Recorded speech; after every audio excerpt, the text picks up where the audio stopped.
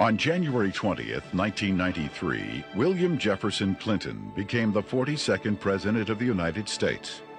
At the time, most Americans were not aware of the extent of Clinton's criminal background, nor were they aware of the media blackout, which kept this information from the public. As State Attorney General and later Governor, Bill Clinton in 12 years achieved absolute control over the political, legal, and financial systems of Arkansas. As president, he would attempt to do the same with the nation by bringing members of his inner circle with him to Washington. The hijacking of America was underway, and its impact on future generations would be incalculable.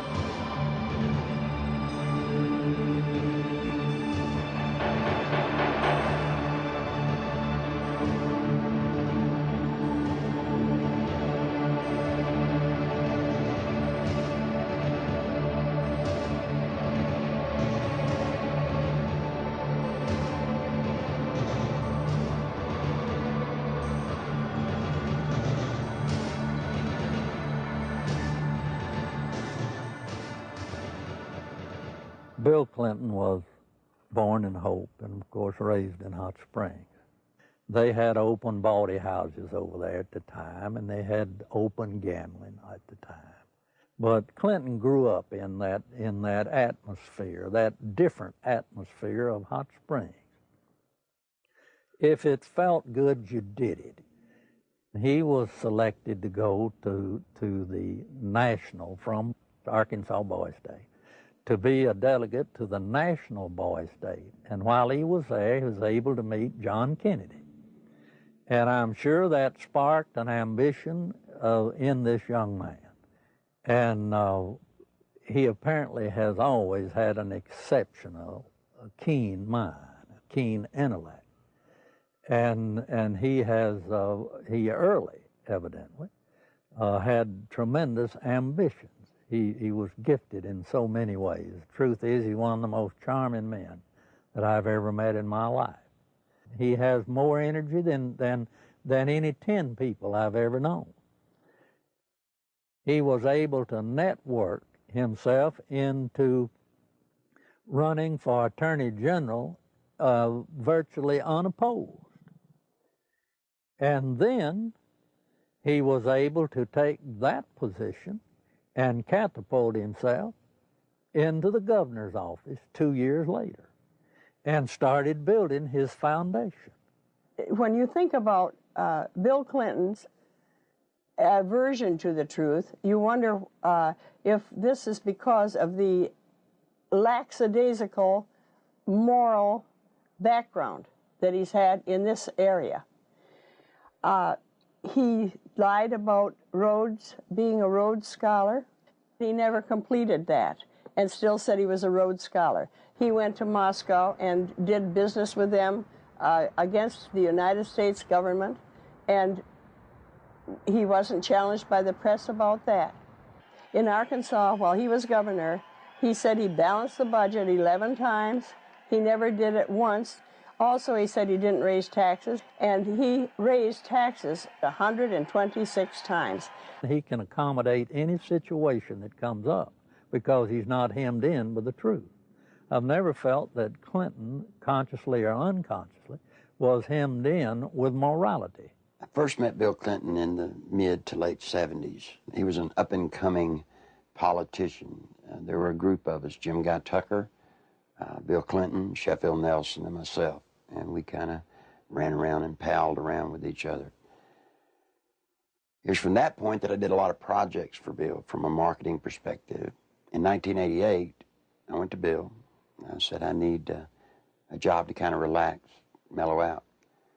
Bill Clinton and Betsy Wright, they suggested that I go to work for a place called the Arkansas Development Finance Authority. And they said my talents could really be used there. It was the best kept secret in Arkansas. After about 2 weeks, I went to Wooten Epps, and I said, Wooten, I think I've got enough background on this that we can start marketing it. Now, what is the criteria for loans? He said, whoever Bill wants to get a loan. To go back, though, to that moment in time, I'd been there about a month, and I realized that I was in the epicenter of what I'd always heard about all my life, what most people have heard about is the machine. I was literally working, sitting in the middle of Bill Clinton's political machine. It was where he made payoffs, where he repaid favors to people for campaign support. I was in an interesting seat, and I knew it. We had a board meeting.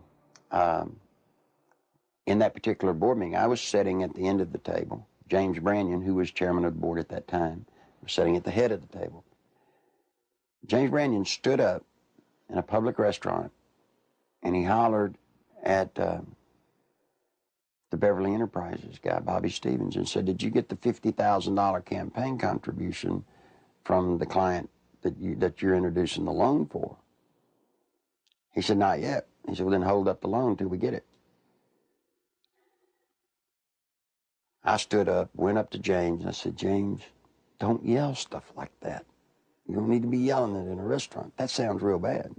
He was just burly and arrogant. He said, "Who cares?" Bill Clinton sold the concept of ADFA to the people of Arkansas as a vehicle for creating jobs and assisting churches and schools. In reality, millions of taxpayer-guaranteed dollars were being channeled to Clinton's election campaigns, to his inner circle of friends, and to his wife Hillary's law firm. This may explain why ADFA had been drafted in such a manner as to keep its decision-making procedures secret. If you needed $1 million, you had to get your application handled by the Rose Law Firm, pay them $50,000. There were 5 other companies in the state of Arkansas that were actually more qualified in bond structuring and applications, but Rose Law Firm got them all. I started checking around, and I kept asking, well, one thing's bothering me, to the comptroller, Bill Wilson, how do people make payments on these loans? He looked at me and said, "They don't."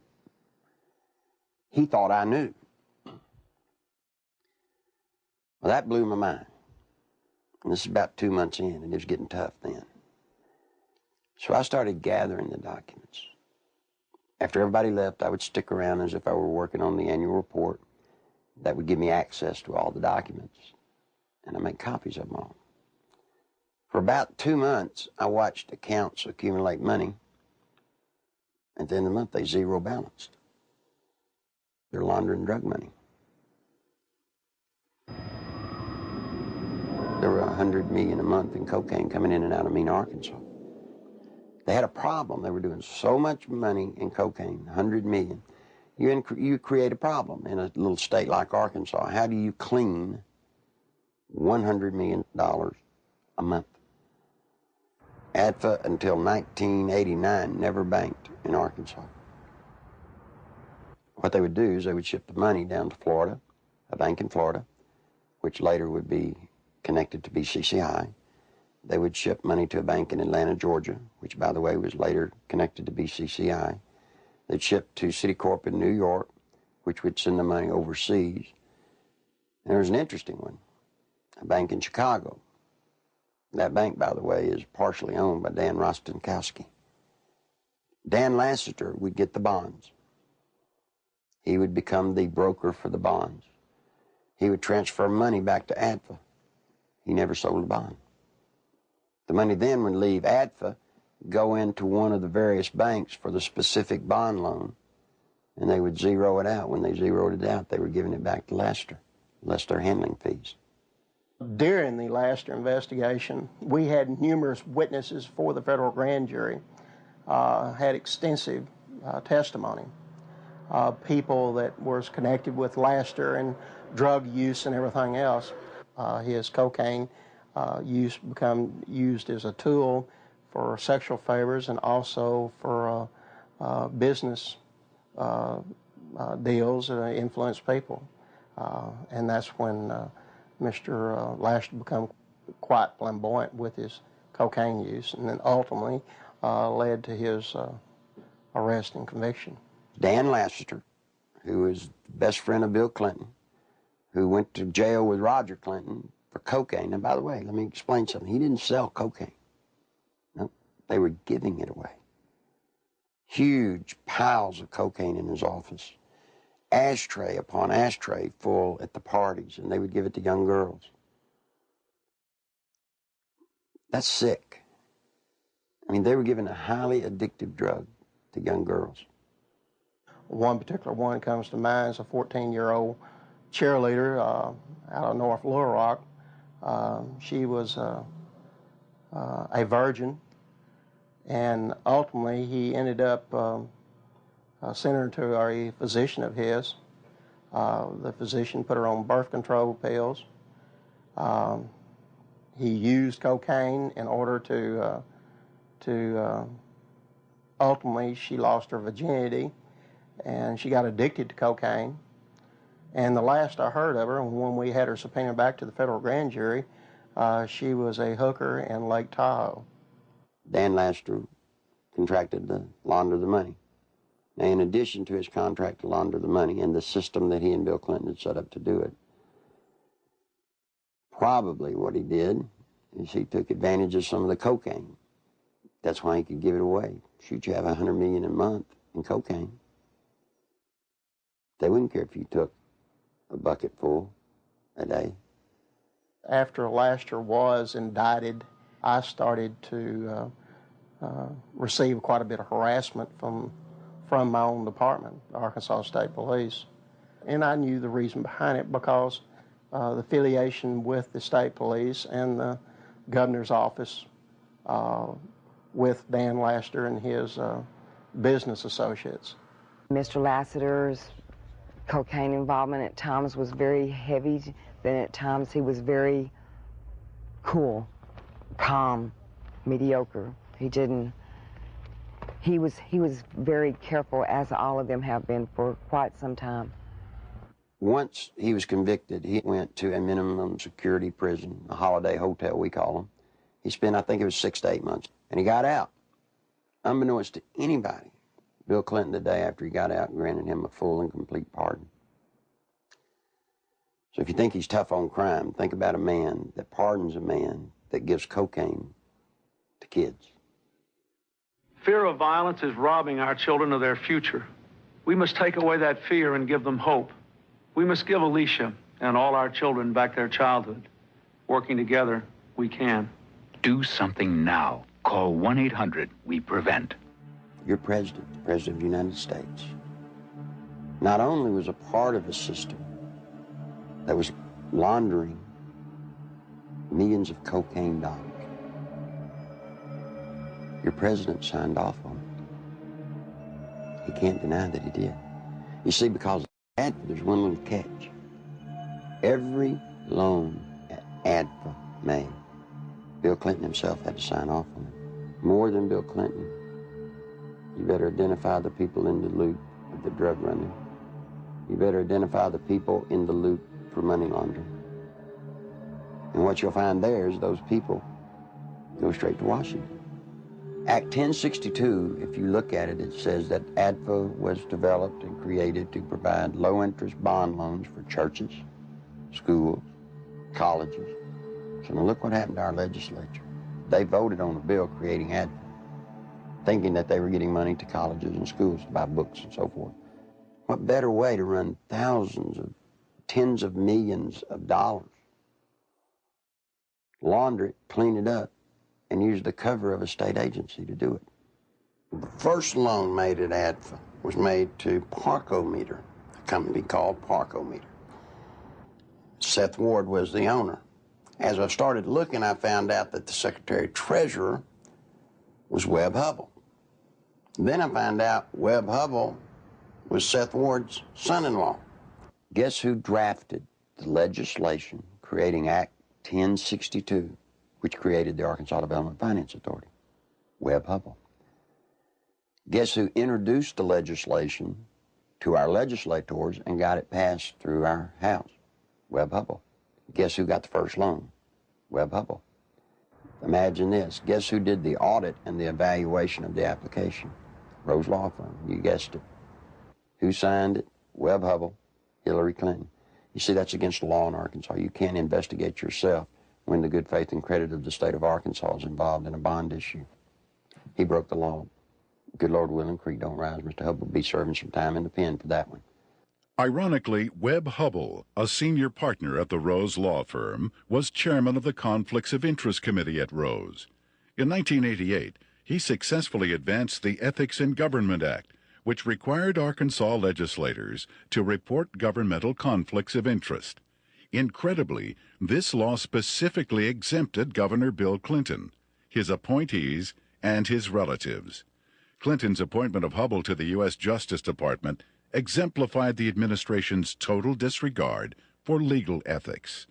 Hubbell's hasty resignation in March 1994 for overbilling of Rose clients was merely a ploy to remove Hubbell from the limelight before extensive criminal charges could be brought against him.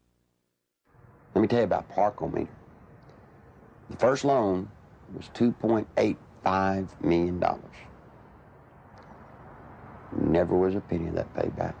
As the newspaper people started inquiring about the Parkometer loans, what they found was that Parkometer was actually building retrofit nose cone compartments that were being shipped to MENA.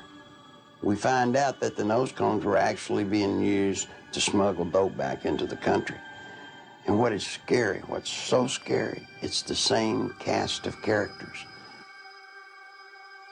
Webb Hubbell, the Rose Law Firm, are guilty, I say to you, of conspiring to defraud the state of Arkansas, the federal government, and conspired to solicit the sales and the laundering of money for illegal drugs. This is your president. This is his circle of power. These are the people, when he got elected president, he did not pass go. He took them straight to Washington with him. And by all things holy, I think he was planning to set up and do the same thing in Washington.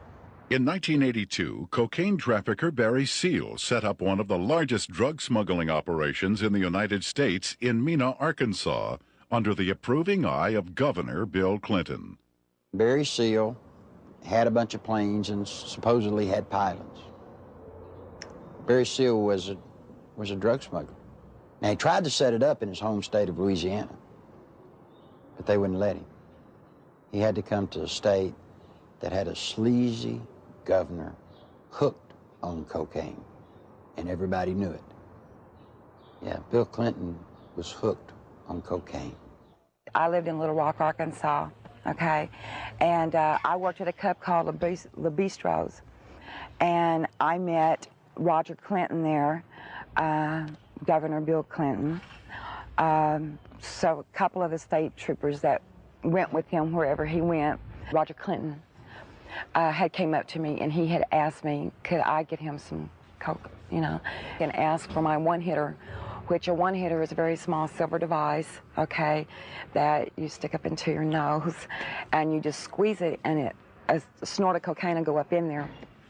And I watched Roger hand what I had given him to Governor Clinton, and he just kind of turned around and walked off, and that's one specific. Dr. Suen, S-U-E-N, a doctor at the medical center here in Little Rock, has taken care of Bill Clinton for his sinus problems, which may indeed be drug-related to cocaine use as they destroy the sinus passages. Governor Bill Clinton was taken into the hospital, I believe it was the medical center, on at least one or two occasions for cocaine abuse and overdosage, in which he actually had to be cared for at the hospital. It led to toga parties. And if you're not sure on what a toga party is, I've had to clarify this in the past. A toga party is where you wrap yourself in a sheet most of the time. The people at the toga parties were Governor Clinton, now President Clinton, Attorney General Steve Clark. Okay, he was there a few times.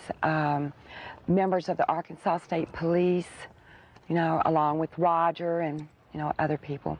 They began to dance around, do the cocaine in one room, have sex in another room, because in the Coachman's Inn, the rooms were adjoining, you know. And to be quite truthful, you end up with somebody in particular, and you 9 times out of 10 end up having sex.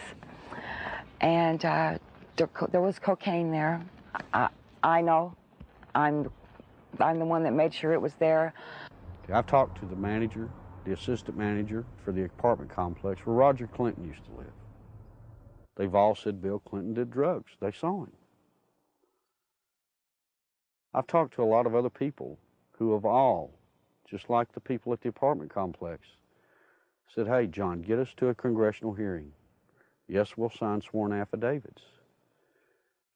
These people want to be sure when they come forward that something's done about it, because they fear for their life, but they really want the truth to get out.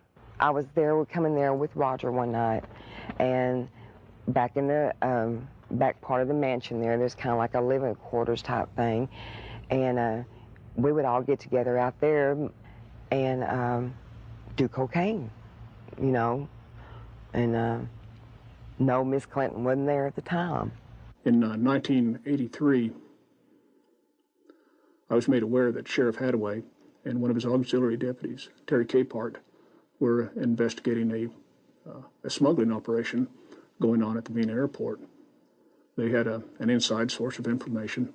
Mr. Seal, it was our understanding, was the one who had brought the operation into the Mena Airport, and that had initiated the beginning of the money laundering and the illegal activity. He said 1983 was his most profitable cocaine smuggling period ever. Said that the airplanes that he had placed at the Mena Airport, there were 4 of them, a couple of Senecas and a couple of Panthers, and 1 or 2 stragglers, here and there, different airplanes. He said they were purchased solely for the purpose of cocaine smuggling. There was, in my opinion, more than enough evidence to prosecute a number of people for crimes regarding the Barry Seal case at Mena. I snuck around, crawled through the bushes, thinking that I'd really have to hide to see them unloading the dope. Didn't have to. You could walk right up to the airport and they'd unload it right in front of you. They would unload it, they'd offload it. They didn't care. A certain degree of money laundering had taken place among these people that were associated with Barry Seal.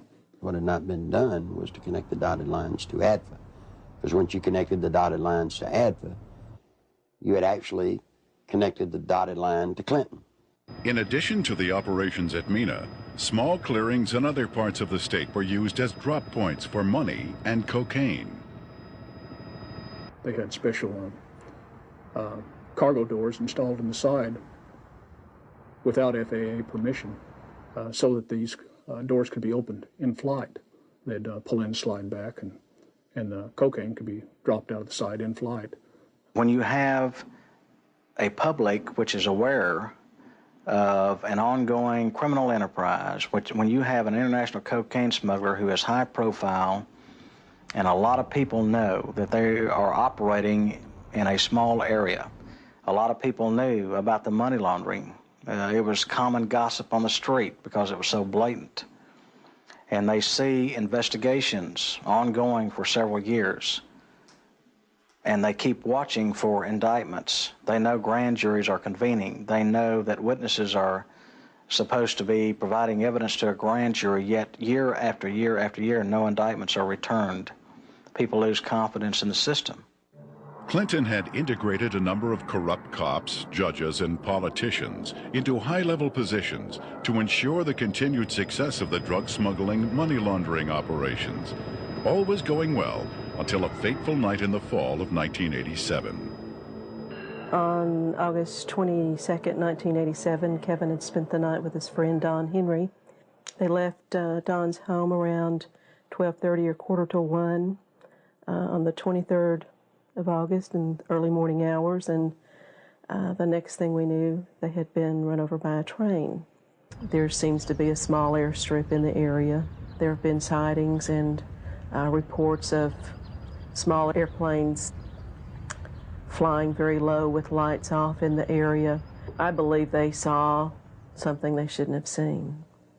3 weeks later, their deaths were ruled accidental by the state medical examiner, Fahmy Malek, and we disagreed with that ruling because we thought the evidence pointed to homicide. At that point, we had a lot of questions and no answers, and the facts didn't add up to what he was telling us, so we decided to get a second opinion and met with resistance from all fronts, both with our local law enforcement, with the state crime lab, with everybody that we turned to. We obtained court orders requesting samples of everything that the crime lab had for a second opinion, and Fahmy Malek resisted court orders. He refused to obey them. Ultimately, it was proven that Don Henry had been stabbed in the back and Kevin Ives' skull had been crushed prior to the placement of their bodies on the railroad tracks. However, Malek stood by his ruling that the boys had simply fallen asleep on the tracks. Malek had been kept in office at the insistence of Governor Clinton for a number of years, despite vigorous public outcry to have him removed. As long as Malek's rulings pleased the governor's office or state police, they were left to stand, no matter how implausible. Malek's obvious lack of medical knowledge reached a pinnacle when he ruled that James Milam, who had been decapitated, had died of natural causes. Yet Clinton, who had the power to remove Malek from office, insisted he stay. There were allegations of tampering with evidence in murder cases. There were allegations of perjury in different cases.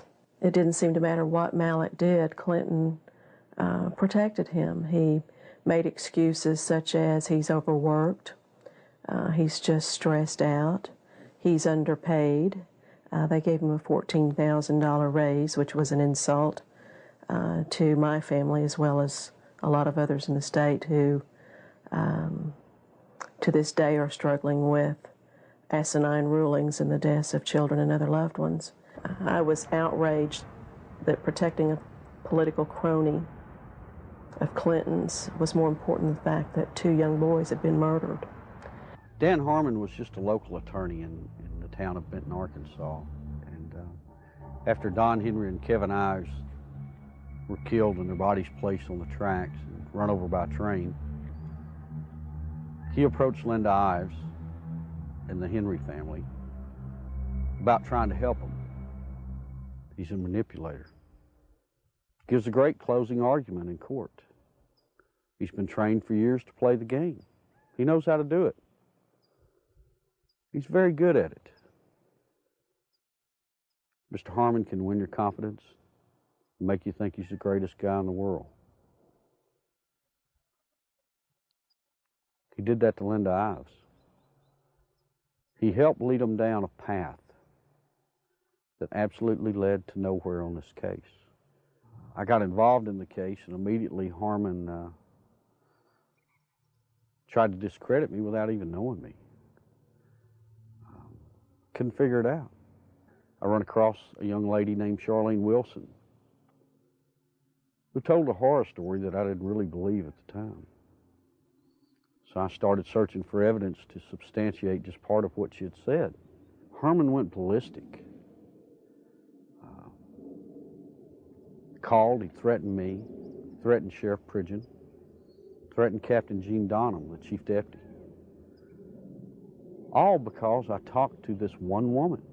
The people at the track that night, to my knowledge, were Dan Harmon, Keith McCaskill, Larry Rochelle. I do know that the boys were watching the drop site, okay? And they got curious as to what was being dropped there. The fact is, we know who killed these kids. The whole reason this case, it's been slowed down, stopped, wherever we're at. They can't do anything with it as long as Clinton's in office, because it tracks right back to Bill Clinton being involved in the cover-up. He took care of everybody that ever covered anything up in this case. Everybody got promoted. A number of people approached the police with information about Don and Kevin's murders and consequently were murdered themselves. Shortly before Keith McCaskill was murdered, he knew that he was fixing to be murdered. He told his family goodbye, he told his friends goodbye. The night of elections in 1988, he took 2 pennies out of his pocket and threw them on the bar there at the Wagon Wheel and said, "If Jim Steed loses this election, my life isn't worth 2 cents." And he was murdered that night. Jeff Rhodes was a young man from Benton who was murdered in 1989. Shortly before his death, he made a phone call to his dad in Texas and told him he needed to get out of Benton, Arkansas, that he felt he knew too much about the boys on the railroad tracks and the death of Keith McCaskill. A couple of weeks later, Jeff was found dead. He'd been shot in the head.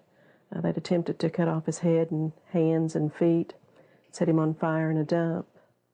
A total of 6 people with information about the boys' murders were eventually murdered as well. Well, Jean Duffy was the head of the 7th Judicial District Drug Task Force.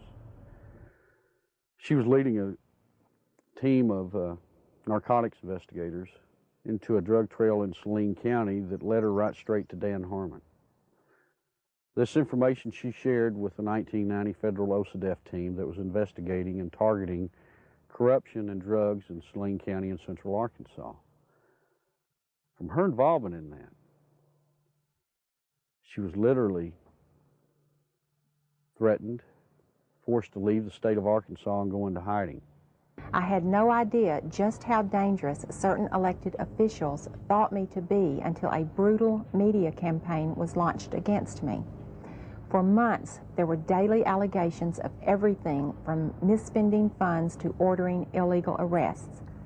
Every attempt was made to keep me from running the Drug Task Force. We were even shut down completely for several weeks during a bogus state police investigation. In spite of crippling disruptions, the task force was making significant discoveries about drug trafficking in central Arkansas, some of which led to the very people who were conducting the massive media crusade against me. We discovered that drug trafficking in Arkansas was linked to government officials in frightening proportions. A great number of people came to me with testimony about astonishing criminal activity of very high-level public officials. Many were willing to testify before the federal grand jury. Robert Govar and Chuck Banks were the U.S. attorneys for the District of Arkansas at that time. I was subpoenaed to testify on behalf of the drug trafficking and the cartel, more or less is what it was, that had to do with Dan Harmon and what I call company, because there are there's a whole bunch of them that are involved. I was asked quite in depth about the drug trafficking that went on with Dan Harmon, Mr. Clinton, Roger Clinton. Although there was an abundance of evidence and word kept reaching me from members of the grand jury that they were ready to indict, no indictments came. Mr. Govar also insisted that he was ready to prosecute at least 2 key figures, but the holdup was his boss, U.S. Attorney Chuck Banks, who repeatedly delayed requests for indictments.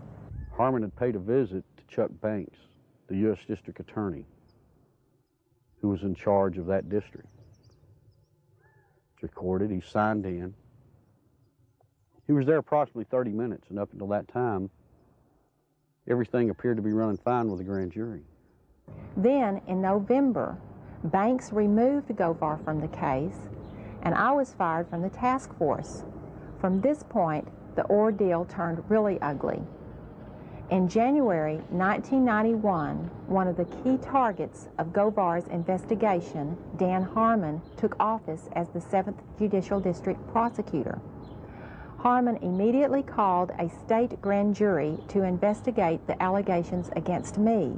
To avoid being jailed in Hot Spring County, which would have put me in serious danger, I left the state. In the meantime, Banks, who had taken over the federal investigation, attempted to give the appearance of carrying the investigation forward while systematically destroying it. He harassed witnesses, suppressed evidence, and finally announced in February of 1991 that the investigation had disclosed no credible witnesses or evidence against any public official. I received a phone call, and they told me that I had made a very big mistake. And I was assured by the U.S. Attorney's Office that my name, that my testimony, that my statements, that the people that were on that witness list would never, ever be revealed. Well, you know, someone in the U.S. Attorney's Office had given Mr. Harmon a list of the effective witnesses. You know, some of them witnesses over a period of time have came up dead and or missing or have never been heard of again. That don't give you a very good feeling. I'm scared of these people. I'm very scared of them. Guess who arrested her? Dan Harmon.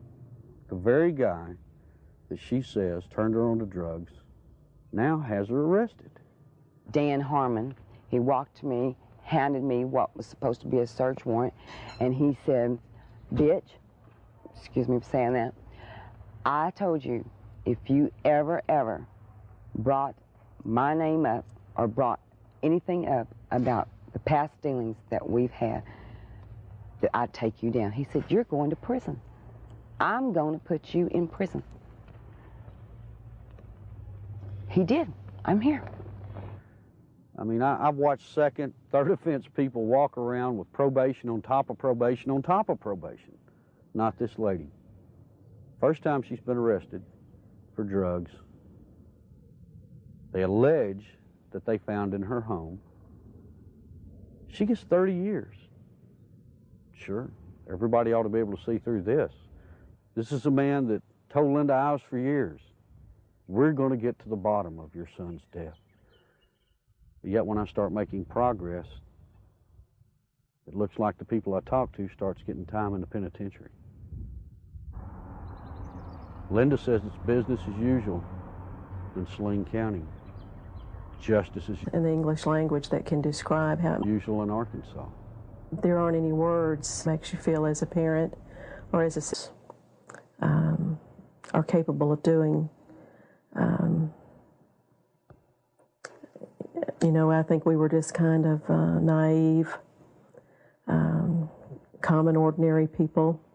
Got up and went to work every day and came home and went to bed and assumed that everybody else did the same thing and tried to do what was right. And I think Kevin's death has been the rudest awakening that anybody could ever have to see what really goes on.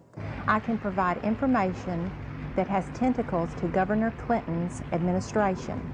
It is apparent to me that a congressional investigation is the last hope, not only for the people of Arkansas, implications of illegal activity, who has left in his wake and now vulnerable to the powers of oppression, but for the people of our nation who are now vulnerable to the powers of a president who has left in his wake implications of illegal activities and serious improprieties. Meanwhile, Welch and Duncan's investigation into the operation at Mena was about to derail. We'd been so busy investigating, just concentrating, focusing, that it took a while to register that nothing was going to happen. We could not understand what was happening. Neither Mr. Welch nor I were ever subpoenaed to testify before the grand jury and present massive amounts of evidence of wrongdoing by associates of Barry Seal. No indictments were ever returned against any of the individuals, and I can tell you there was extensive evidence. There definitely was some suppression of evidence and definitely a cover-up of an investigation, and somebody should be held accountable as to why that happened. Not one major cocaine bust was ever made in Arkansas out of Mena, Arkansas. Now imagine that, 10 years nearly in its running. Never one truckload ever got caught. During the 1992 Attorney General's race in Arkansas, a member of Clinton's staff had approached Winston Bryant and had asked him to stay away from the Mena affair or the Mena matter. I've done quite a bit of investigation into the Mena. Barry. After Winston, quite frankly, it is a federal problem. He took office. Bill told me that he was no longer allowed to discuss the Mena Airport investigation from the Attorney General's office. The Attorney General's office is not like most Attorney General's offices across the country. We do not have the authority to convene a grand jury and initiate criminal prosecution. A lot of people have said that the Mena operation stopped in 1986 when Barry Seal was gunned down. It's not true. Covert operations are still going on in Mena, Arkansas today. Now, if you stop and think, back when Bill Clinton was governor, he was asked about Mena. He said, well, that's a federal problem. I'm not going to get involved in it. Well, he's not the governor of Arkansas anymore. He's the president of the United States. We still have operations at Mena, Arkansas. This is his golden opportunity to take care of it. My question is, why doesn't he? I've always thought it was a wonderful thing to be able to serve your country as a federal law enforcement agent. And for 15 years, I did not encounter anything like the corruption which I encountered after the Mena investigations began. President Clinton's verbal commitment to a war on drugs has been negated by his actions. During his first weeks in office, Clinton revoked random drug testing for White House staff members. He eliminated 121 positions at the Office of National Drug Control. And he appointed Jocelyn Elders as U.S. Surgeon General, despite her well-known desire to legalize drugs. One of Hillary's investments, under the direction of Tyson Foods counselor James Blair, netted almost $100,000 on an initial $1,000 investment, a nearly impossible feat using legal methods. I can't read their minds or speculate, but I had absolutely no reason to believe that I got any favorable treatment. Coincidentally, Governor Clinton enacted a number of state regulations allowing Tyson Foods to grow into the largest industry in Arkansas. Don Tyson put in $600,000-$700,000 all told in all of Bill Clinton's campaign. Guess what he got out of it? He got $10 million. Guess from where? The Arkansas Development Finance Authority. And he never paid a dime for it. I had heard rumors of Don Tyson and his alleged cocaine use and distribution. And I went through the intelligence files and come up with enough that I thought was sufficient amount of evidence to launch an investigation on Mr. Tyson simply out of the Arkansas State Police intelligence files has been accumulated for years. A great deal of criminal investigation files were surfacing with Don Tyson's name mentioned in there as being involved with some drug and narcotics trafficking activities. So I interviewed some of the investigators who worked on the Tyson case. Most of them felt that Tyson should have been indicted, but the investigations were always sabotaged, oftentimes from within. One particular undercover narc agent told me that another criminal investigator in that department named Doug Fogley was furnishing Don Tyson with photographs of the undercover narcotics agents that were working on his case. Donald Smaltz was actually hired to look into the allegations that Tyson had given bribes to different people, specifically to the Secretary of Agriculture, Mike Espy. Now, what came out of that investigation was very remarkable. Drug abuse, drug distribution, money laundering, even murder for hire. Now, Smaltz collected all this stuff. He compiled it, he put it in proper order. Then he approached Janet Reno and said, look, You know, I need to broaden my investigation. I'm finding more here than just simple payoffs. What do you think happened? Well, by now, most of you already know. He was turned down. Just exactly what we expected to happen happened. I mean, Tyson already hired lobbyists, attorneys, who all approached Congress trying to get everybody to stop Smaltz. Why is it in this country today that if you got a little money, you walk away? Why is it you can create the pressure to stop investigations? And I promise you, Janet Reno has stopped this one. You look at these and you wonder, how could this happen? You know, how does someone elude prosecution with reams of investigative reports? How does it get stopped? Some say it's Bill Clinton. Don Tyson was in the middle of the cocaine just like Bill Clinton, just like Dan Lester, just like Roger Clinton, and all the others. So you see, all of this incest, and all of this drug running, all of the trafficking of drugs, sending them all over the nation, came out of Little Mena, Arkansas, right under the nose of little Governor Billy Clinton. I went to Bill, and I said, Bill, you've got 2 weeks to tell the truth, or I'm going to tell it. You're breaking the law, and I can't be a part of it. You made a mistake. I'm not one of your buds, or at least I'm not that big a buddy. When Larry Nichols made his disclosures, made them public, the Clinton spin doctors treated him unmercifully. It shocked those of us who had been kept in the dark through the years in Arkansas politics. The Arkansas news media had done little, if anything, to uncover anything derogatory about Bill Clinton.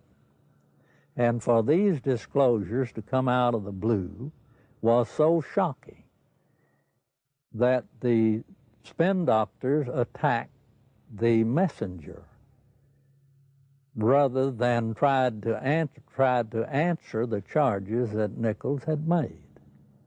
And they did such an efficient job that it caused me and others to look with less than favor on Larry Nichols as an individual, because all we knew about him was what they were telling and the press was printing. One of the neatest things about Bill Clinton is how he handles the media. You see, Bill Clinton's an attorney, and when a witness comes out against his client, what's the first thing an attorney does? He tries to discredit that witness. They accuse me of everything under the sun, day in, day out. Every week, there was some new scandal in the paper that I was involved in. 6, 8 weeks later, they print a retraction. Wasn't me. But to this day, people in Arkansas think that I'm some evil person. As a result of that, the boy had to pay a high penalty. In his credibility, he had to pay a high penalty in his acceptability. And then when the new evidence came out that supported everything that Larry Nichols had said, he finds himself, I think, probably in the position of knowing that he had been exonerated, but he has not been exonerated in the minds of the people generally, in my view. And he finds himself probably in the position of wondering where he goes now to get his good name back. A lot of people wonder how Bill Clinton could control a state the size of Arkansas with the absolute authority that he did.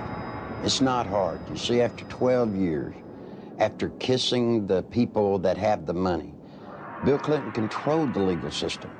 He controlled the judges. He controlled the attorneys. He controlled the banks. It's just a small state, a one-party state. What tends to happen in small states like that, I think, is the longer the person remains governor, that I think the greater the abuses are. And I think the abuses were very, very widespread under Bill Clinton. One thing that's very difficult for people to understand, Bill Clinton doesn't care about money. He cares about power. All he needed ADFA to do was to channel money to the big players financially. I got tickled when the reporters during the campaign came here. They were looking, trying to find out where Bill Clinton profited. He didn't. He profited by putting money into his friends' pockets. The way they were doing these bond issues and just the whole political atmosphere, quite frankly, was a scandal. But that's the way things had historically been done in Arkansas. But imagine this. Imagine the power this man has in Washington, D.C. Imagine what he can do to this nation if he gets that circle of power going there, as he did here. Nothing I can do, nothing you can do can stop it. Because he'll have the absolute power, and believe me, he will use it to have you investigated, to have you arrested, to have your company audited. No, that's what'll happen when his circle of power is complete. When I worked at ADFA, it was not uncommon for Bob Nash to call me up and say, hey, Nichols, the governor needs about $5 grand transferred to his travel account so he can go see his ladies. And we would at ADFA transfer $5,000 to $10,000 for him to go see his girlfriends in either L.A. or New York. He'd use so much travel money to go see women out of his regular travel budget, he would even have to borrow money from ADFA, not to mention the fact that ADFA's budget was not quite as scrutinized as the governor's budget. But he literally used money, ADFA money, the people of Arkansas, taxpayers' money, to conduct liaisons. During the 1990 Arkansas gubernatorial race, Larry Nichols, in a last-ditch attempt to alert the public, boldly filed a lawsuit against Bill Clinton. As expected, the lawsuit was eventually quashed, sealed, and illegally dismissed by a Clinton-appointed judge. What Nichols didn't expect was a complete media blackout of the facts he presented. Back in 1990, after all the damage they had done to me, I did something that most people wouldn't do in Arkansas. I sued Bill Clinton. Now, it's very important to note that in that lawsuit, I brought out the names of 5 women. On October the 19th, the only press conference I've ever held in my life was on the Capitol steps of Arkansas. Every news organization in Arkansas, newspaper, TV, radio, were there on the steps. I read the names of the 5 women. I read and talked about ADFA. No one had ever made such a cold, callous statement against Bill Clinton, where he named the women. When I got through with the press conference, I went through the center door, and I walked out with the camera crews with me, and I walked all the way to the end to the governor's office. And I left the press release right on the governor's secretary's desk. Not one bit of the press release made it into the local TV or the local newspapers anywhere. It didn't show up anywhere. The reason I tell you that is because in those days he had the circle of power complete in Arkansas. Eventually, every allegation stemming from Nichols' 1990 lawsuit and press conference would prove valid regarding Clinton's taxpayer-financed sexual liaisons, his drug usage, and his criminal activities relating to ADFA and Whitewater. Gradually, the women who had carried on adulterous affairs with Clinton began to emerge. The first was Gennifer Flowers, who, like all those close to Clinton, was faced with a decision. Either keep quiet and receive a government job, or go public and face character assassination in the press. Betsy Wright, Clinton's former chief of staff, admitted she had been hired to conduct media smear campaigns against anyone planning to tell the truth about the governor's sexual habits. She was prepared to go after at least 26 women who had the potential of destroying Clinton's chance at the presidency.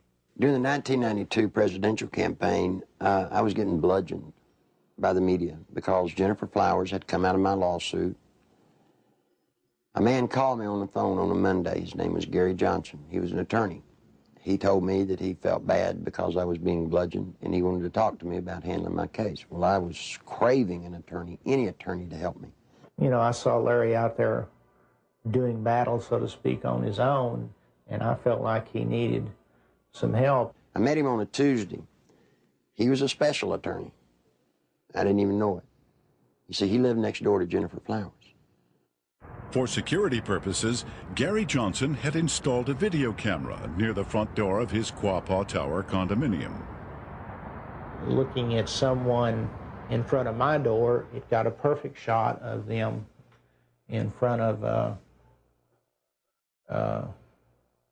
Jennifer Flowers' condominium. And it wasn't my intention ever to take pictures of Bill Clinton going in to see Jennifer Flowers. I could care less who Bill Clinton goes to see. But it just so happened she lived next door to me, and I mounted the camera there. Guess what he caught on tape? Bill Clinton walking into Jennifer Flowers' apartment on numerous occasions with a key. I actually saw him go into her condominium. It wasn't that I was standing there looking out my peephole watching Jennifer Flowers' condominium. It had nothing to do with Bill Clinton. It's just that I got the camera. I had the camera before Jennifer Flowers moved in. And when she moved in, she just happened to have some very interesting house guests. Go back to 60 Minutes when Bill and Hillary were loving kisses. They stood up and lied, and Bill said that he had never been to her apartment, that he had only called her once from the kitchen and from his office. That's an absolute lie, and these tapes proved it. The 60 Minutes interview had been designed specifically to save Clinton's campaign, not necessarily to get to the truth. And they came to us because they were in big trouble in New Hampshire. They were about to lose right there, and they needed some first aid. They needed some bandaging. What they needed was a paramedic. So they came to us, and we did it, and that's what they wanted to do. When I told Tim Russert that I was persona non grata at the White House, he said, "Why?" I said, "The Jennifer Flowers interview." He said, "You got him the nomination." I said, "I know that." As far as I know from the conversations I've had, Bernie Nussbaum knew that, Gergen knows that, Lloyd Cutler certainly knows it because Lloyd had a hand in his coming on there that night. You know, it was strong medicine, the way I edited it. He was a very sick candidate. He needed very strong medicine. And I'm not in the business of doctoring candidates, but he got up out of a sickbed that night and walked to the nomination. And as I said to Mandy, you know, if I'd edited it your way, you know where you'd be today? You'd still be up in New Hampshire looking for the nomination. He became the candidate that night. When the Jennifer Flowers story broke, that story was 100 times more creditable than the story that literally knocked Gary Hart out of the campaign. I had been Jennifer Flowers' neighbor. I knew that Bill Clinton wasn't telling the truth about that. Bill Clinton, I think, would do just about anything to save his political hide. He got threatening phone calls. He asked me, he said, "Well, they hurt me?" I said, "Well, they hadn't hurt me." I don't know why I didn't worry more about that. Basically, what they said was, you mind your own business.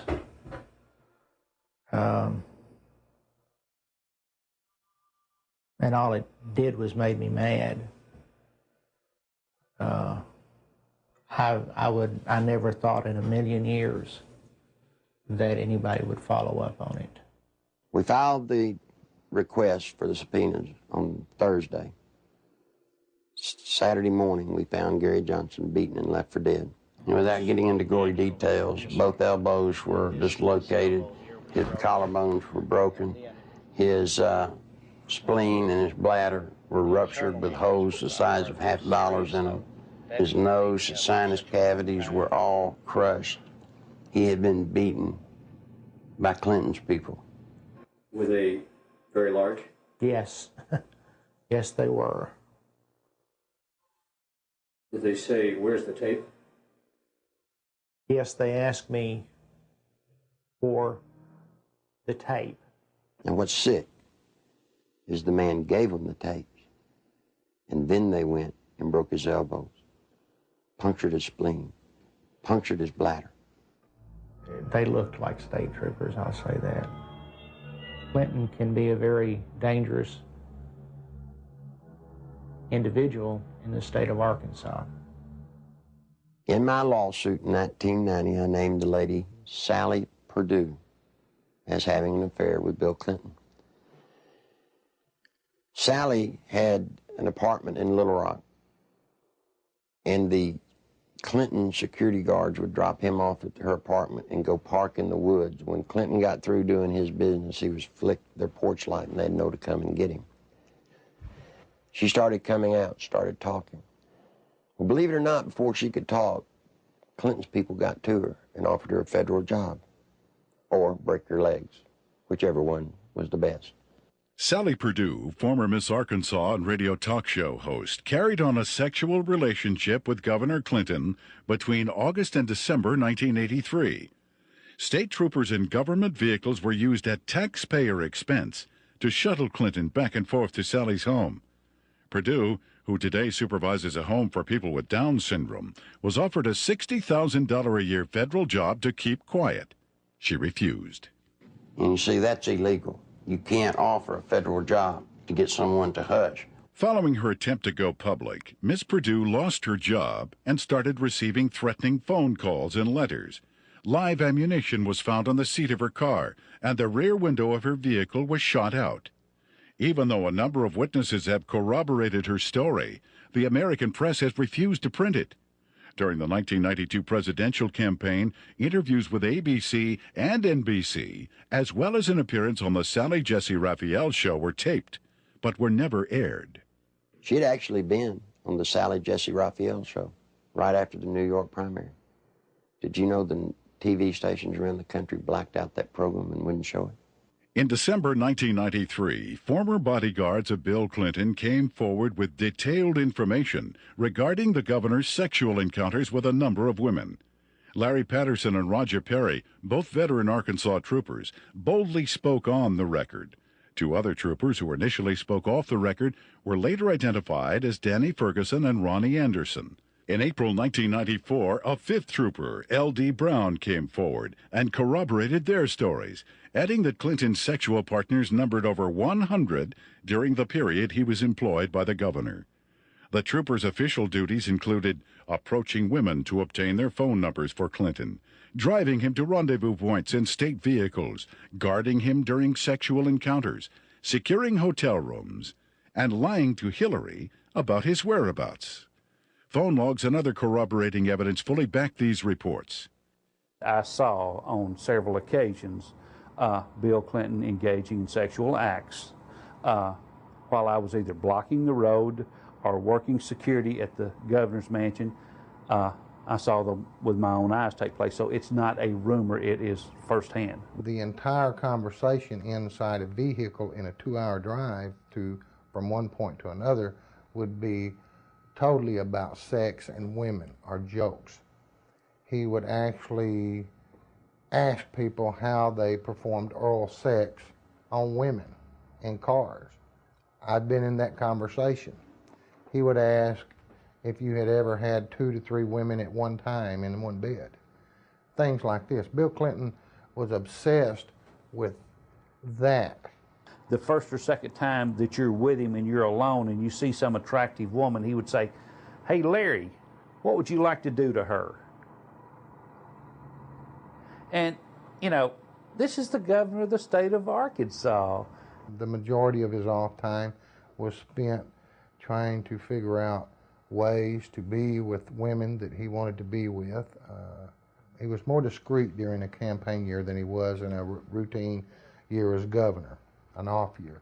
We were required to work overtime so we could sit outside someplace and block the road, or sit in some driveway, or sit at some, apartment complex while he went in to take care of his female friends.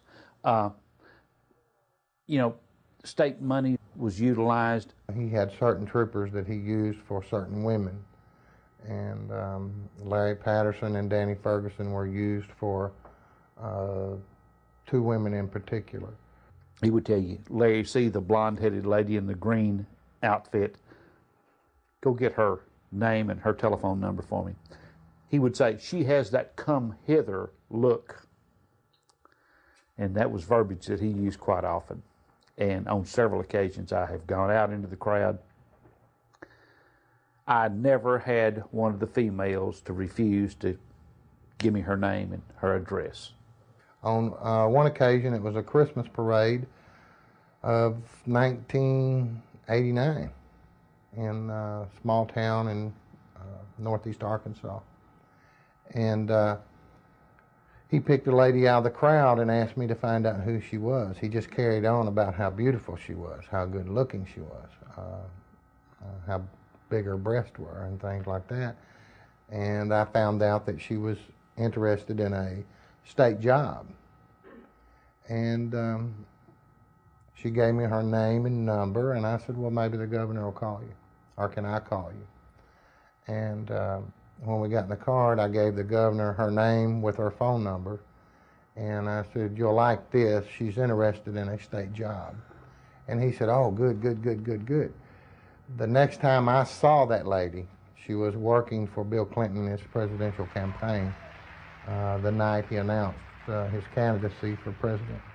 I was told by Bill Clinton that this was part of my job, to keep people from finding out about his affairs.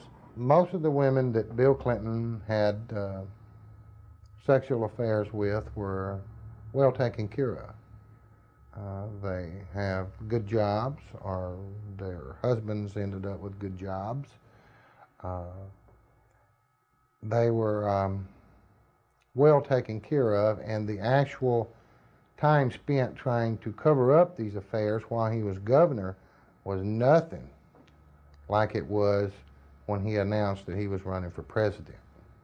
In an attempt to silence the officers, the Clinton administration launched an elaborate counterattack, which included urging Ferguson to change his story and levying false accusations of insurance fraud against Perry and Patterson.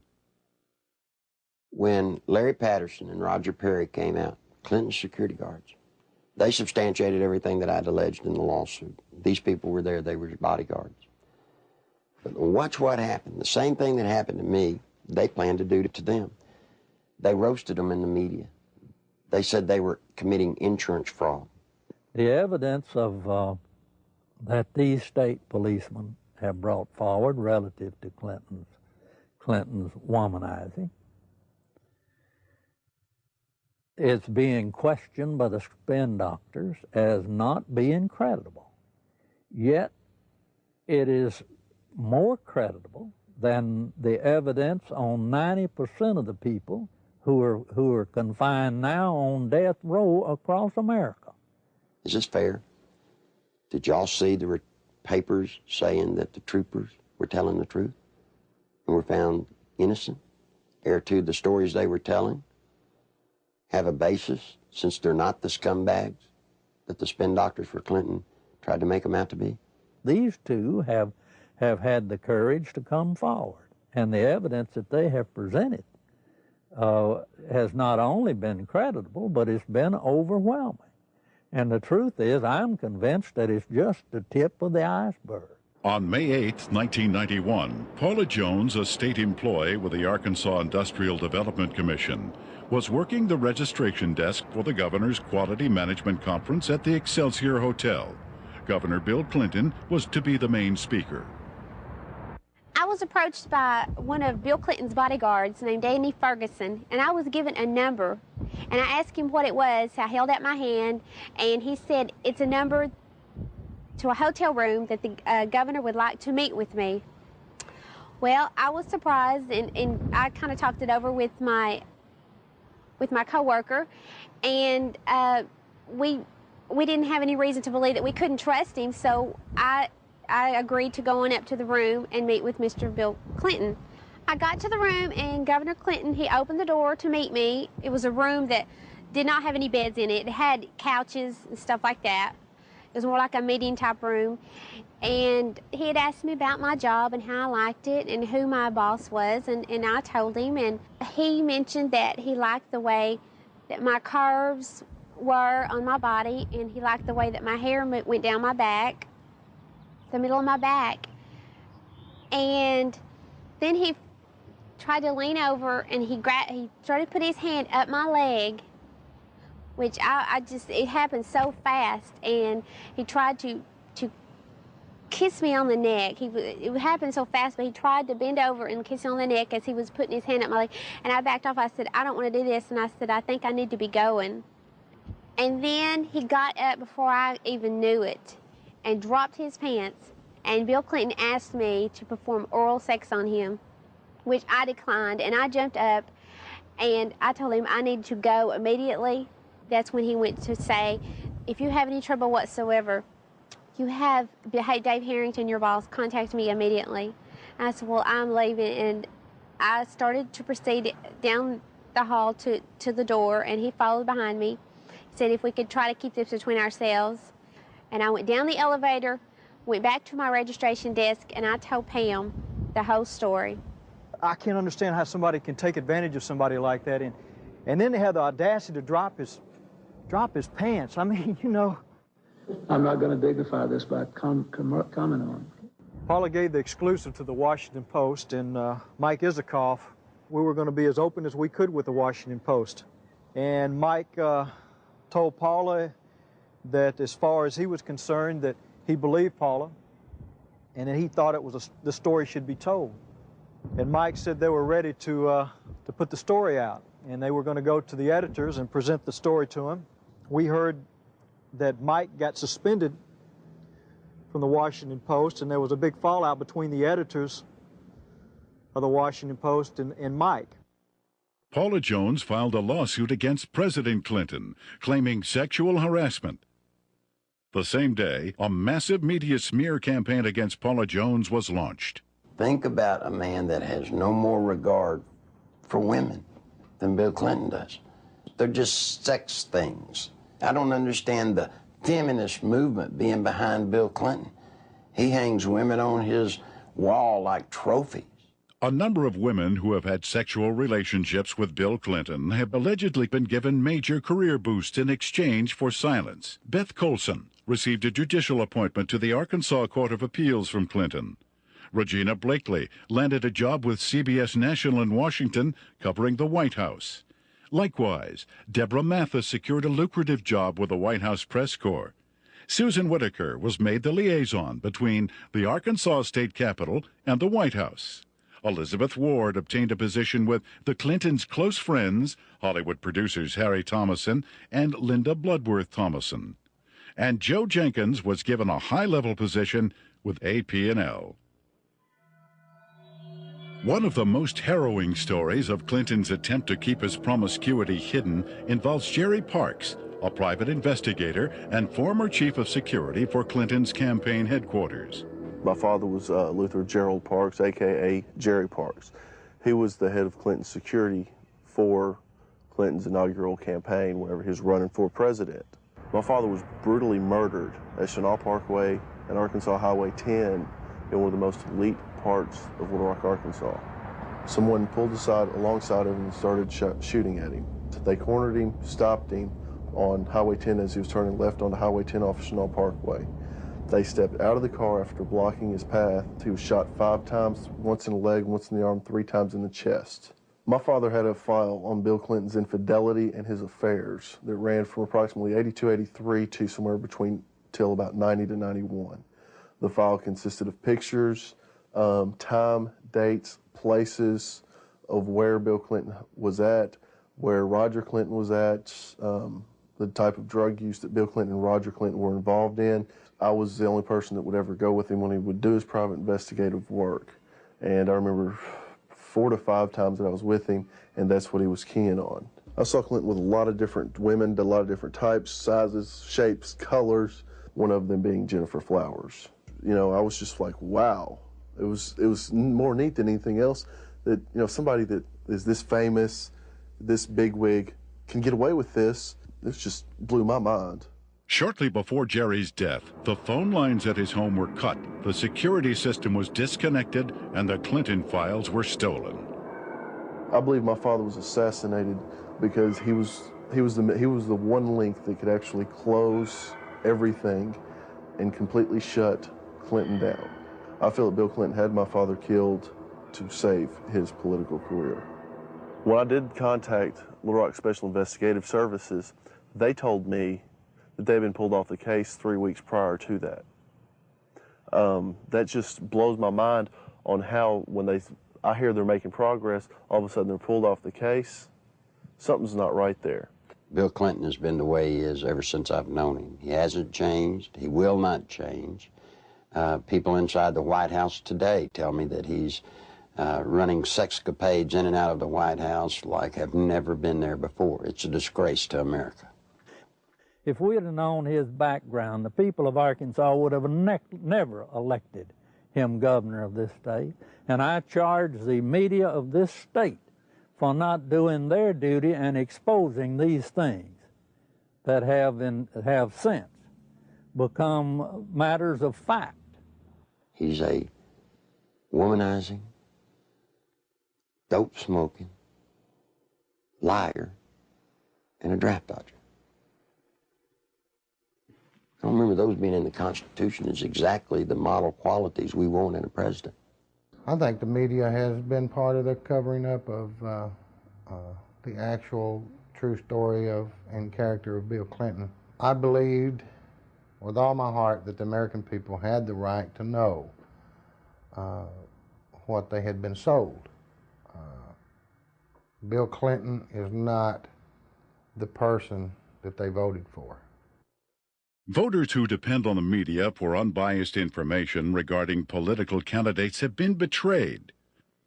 Much of the information concerning ADFA, Whitewater, and Clinton's sexual promiscuity was known by the media as early as 1990, yet was kept hidden. The media's heavy pro-Clinton bias prior to the 1992 election was best summed up by Newsweek when they candidly stated, "Truth is, the press is willing to cut Clinton some slack because they like him and what he has to say." In May 1994, Newsweek added, "The national press has been restrained in its accounts of Bill Clinton's private life, and with good reason. Most of those who have made charges against him have been despicable people, jealous and stunted sorts." What an indictment about the media. You knew the truth about Bill Clinton. You just didn't like George Bush. I know Bill Clinton, probably as well as anybody. We used to train him on how to look straight into a camera and lie through his teeth. And you see, part of Bill's pathological lying is the fact that we've taught him how to believe the lie that he's telling.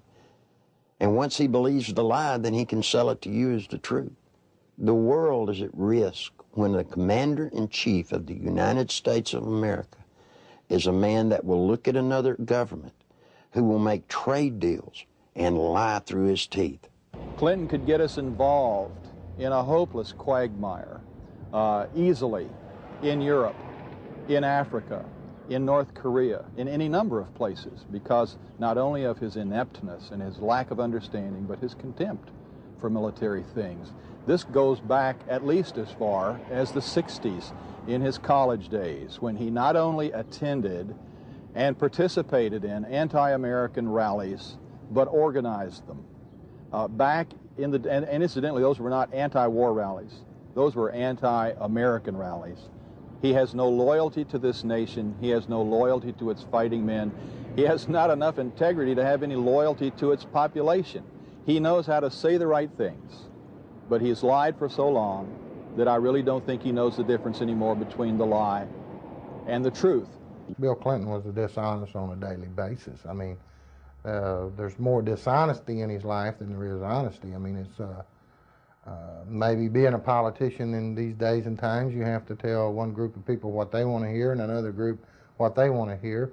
And if the truth conflicts, then so be it. The media has not been able to ascertain today that there's a human being sitting in the presidential chair of the United States of America that lies with everything he says. They still believe somehow in the office of the presidency. They still believe there's some integrity there. Attempts to keep the criminal activities of Whitewater concealed from the public were largely successful prior to the 1992 election. After that, however, the raging Whitewater rapids could no longer be contained. What the Clintons claimed as a simple money-losing investment was in actuality a series of complex business transactions and cover-ups, ultimately costing the American taxpayer more than $60 million. When this is all over, it's going to be the same story we've been telling for 2 years. We made a bad investment, we lost money, and there's really not much more to add to it.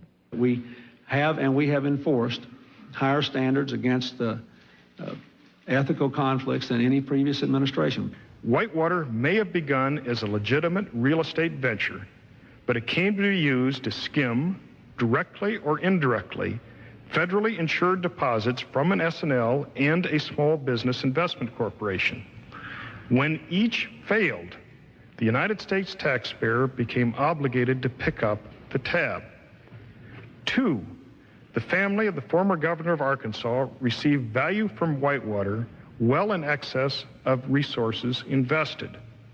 3, taxpayer guaranteed funds were in all likelihood used to benefit the campaign of a former governor. 4, the independence of the United States government's regulatory system has been flagrantly violated in an effort to protect a single American citizen.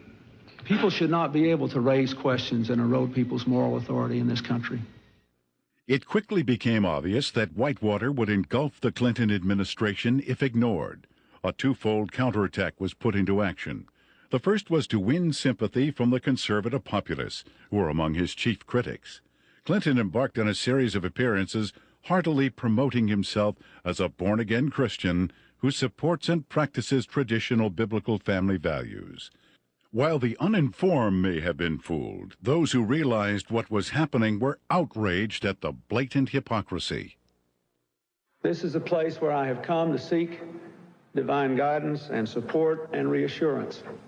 You know, after Bill Clinton was in office for 2 days, he signed 5 executive orders, shedding more innocent blood, the blood of innocent babies. Then he went on to try and get homosexuals in the military. He put Jocelyn Elders in, trying to distribute condoms to our kids. Christine Gebbe, his AIDS czarina, promoting all kinds of vileness. This is an affront to heaven. The second phase of the counterattack was to appoint Robert Fisk as special prosecutor to head up the investigation into Whitewater. That same week, the Rose Law Firm began shredding documents. A lady came to me scared to death, wanted to come out and tell the truth. I said, "What's the matter?" She said, "They're shredding documents at the Rose Law Firm." Well, I tried to tell the media. The media said there was no way that could be going on. Well, in came a journalist from a Washington newspaper. He goes over, investigates what I told him. And you know what? The very week he investigated, guess what they were doing? Shredding documents right there at the Rose Law Firm. It had his initials pretty much all over it. Everything from the box to the manila files to I even saw his signature on with the Rose Firm letterhead. You see, all of the Whitewater documents, they're getting rid of. They're getting rid of them as fast as they humanly can. It's the nerve and audacity that those two people, Bill and Hillary Clinton, have to shred documents, to destroy evidence in a federal case. That is why we're here in front of the Rose Law Firm, because of the works of darkness that have gone on. Documents have been shredded here. What else has gone on here? I'm telling you, there are people inside this building that right now they're saying, if they only knew, if they only knew. During that same week, there was also a fire at the Worthen Bank building. Now, this fire was on the 14th floor, and supposedly it was started by a space heater. I want you to look at this footage and tell me if you think it was an accidental fire by a space heater. This is a CPA firm, and the documents that were in this office were important documents relative to Whitewater. If you go back to Arkansas and you look at the Secretary of State's office, anybody that's ever run for office in recorded history, you can find out who their major campaign contributors are since day one, except for one person. Bill Clinton's records at the Secretary of State's office disappeared. You see, they did it then. They'll do it now. All the information pertinent to Whitewater, any notes left by Vince Foster, any personal documents that would lead anywhere to any type of criminal activity, they're just going to be destroyed. Fisk's initial assignment was to quell rumors regarding the alleged suicide of Vince Foster. Foster was a senior partner with Hillary Clinton and Webb Hubbell at the Rose Law Firm prior to his appointment as White House Deputy Counsel. In fact, he was handling the Clintons' personal legal matters while he was in the position of assistant to the president, in violation of a conflict of interest at that time. From the outset, the investigation into the death of Vince Foster has been marred by controversy. At Bill Clinton and Attorney General Janet Reno's insistence, responsibility for the investigation was turned over to the Park Police, even though Foster's death fell within the jurisdiction of the FBI. Not until his death had sufficiently developed into a full-fledged scandal 7 months later would the FBI be allowed in. The results of the FBI's investigation, along with the findings of the Park Police and coroner, were incorporated into a report issued by Special Counsel Robert Fisk. The report, released June 30th, 1994, confirmed suicide as the cause of death. However, a careful examination of key pieces of evidence taken directly from the report itself indicate a number of alarming contradictions inconsistent with the report's own conclusion that Foster took his life. The official coroner's report depicts a large gaping 1-inch exit wound located 3 inches below the crown of Foster's head. According to Fisk, the area surrounding the body at the park was meticulously searched to a depth of 18 inches, but no brain tissue or skull fragments were found. An FBI analysis found none of Foster's fingerprints on the gun, despite the fact the gun was found in Foster's hand. However, the FBI did make one extraordinary discovery. One latent fingerprint was visible on the underside of the right pistol grip, approximately 2 inches from the base of the grip. This print did not belong to Foster. No attempt was made to determine the identity of the person whose print was found on the gun's hand grip.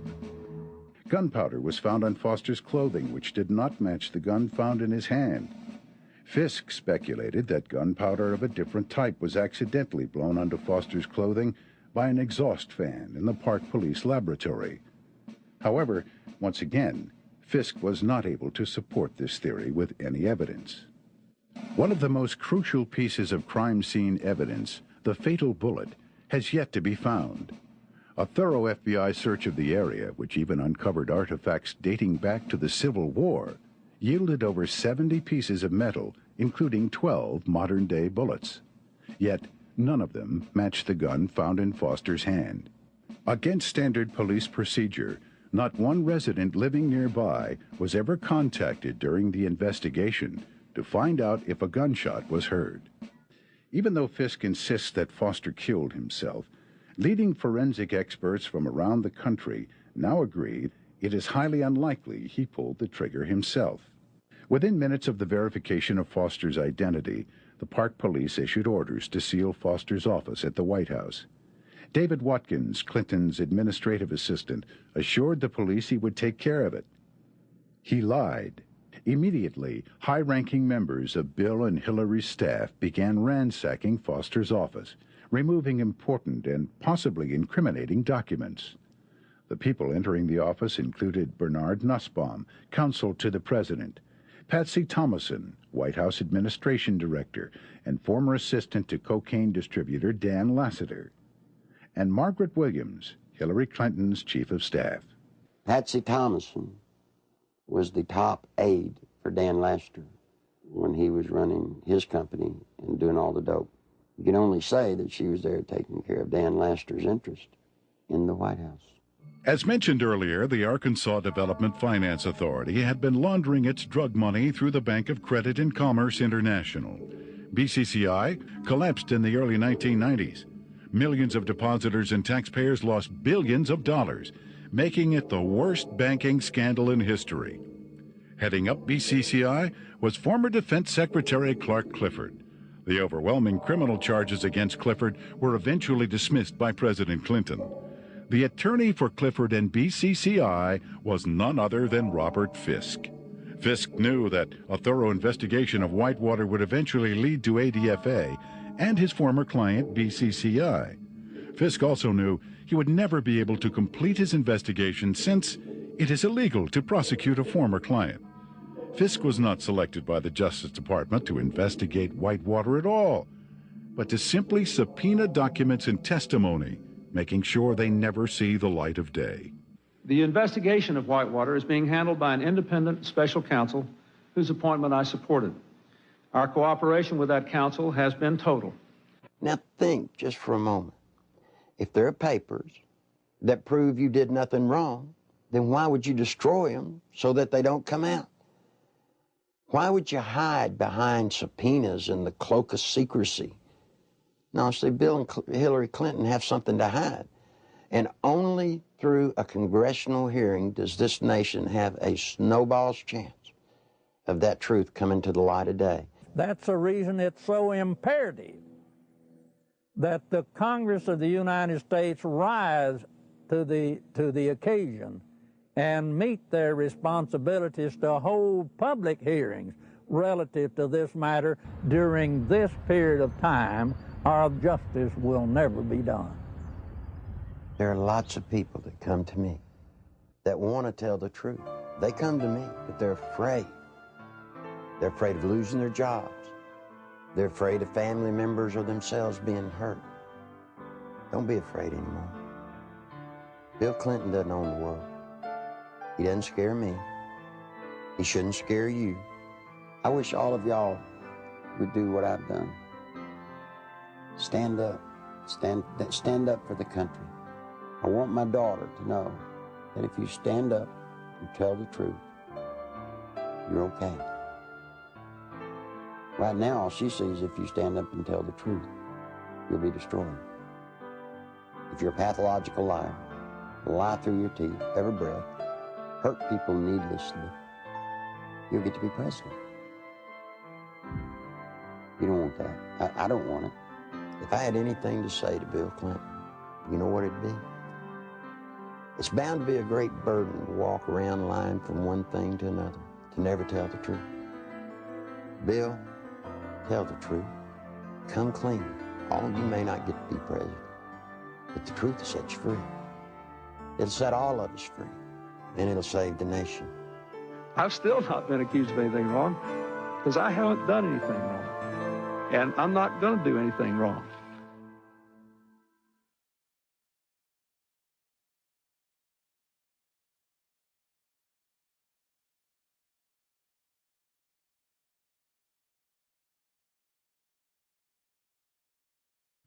Although the documented information contained in the Clinton Chronicles continues to be reported in England and other countries, here in America, the media blackout continues. On July 14th, 1994, copies of the Clinton Chronicles video were hand-delivered to every member of the United States Senate and House of Representatives. On July 25th, documentation supporting the film was presented to Congress at their request. Whitewater hearings were scheduled to begin the next morning.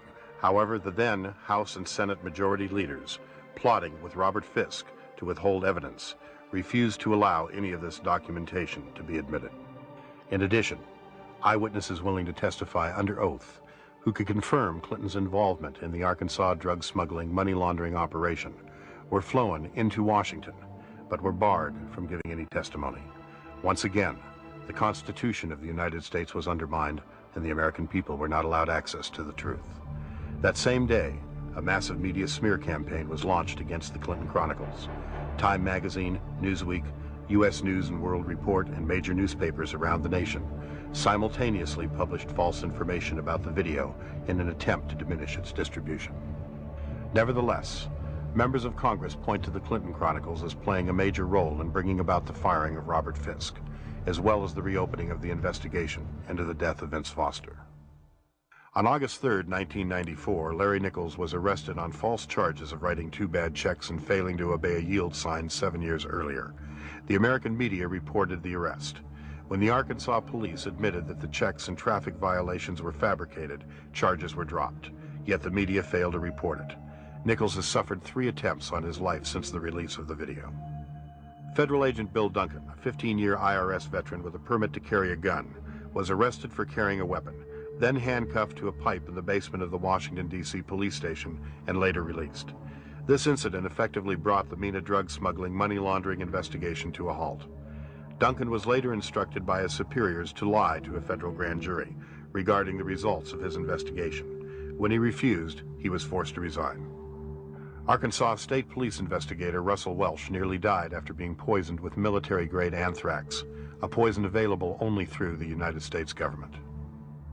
Arkansas State Police investigator Dr. Lauder, who successfully led the investigation against cocaine distributor Dan Lassiter, was forced to resign after attempting to reopen the cocaine trafficking investigation into Don Tyson. John Brown, Saline County homicide detective in charge of the Ives Henry murder investigation, was removed from the case after providing Congress with information linking the Clinton administration to drug trafficking in Mena, Arkansas. Brown was forbidden by his superiors to discuss Clinton's connection to the Ives Henry case, and after his refusal to do so, was forced to resign. In February 1994, veteran journalist L.J. Davis was beaten in his Little Rock hotel room. His attacker tore pages from his notebook which contained information about the inner workings of the Rose Law Firm and the Arkansas Development Finance Authority. In March 1985, Wayne Dumond was castrated and subsequently imprisoned for allegedly raping Bill Clinton's 17-year-old cousin. Even after evidence had proven that Dumond had been falsely accused and was completely innocent, Clinton blocked his release from prison.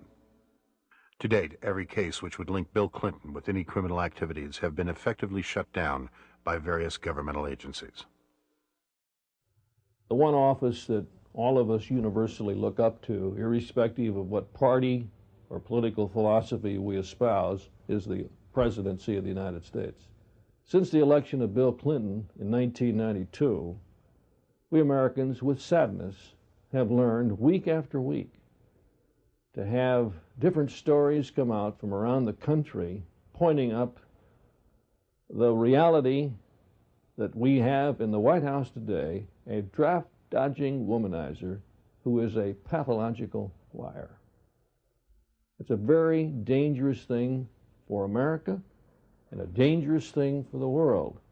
I can only, conclude that the responsible course for the House of Representatives to do is to introduce a resolution of impeachment against Bill Clinton. It is with sadness that I make this statement, because this action will introduce something that we Americans don't want to see in our political process.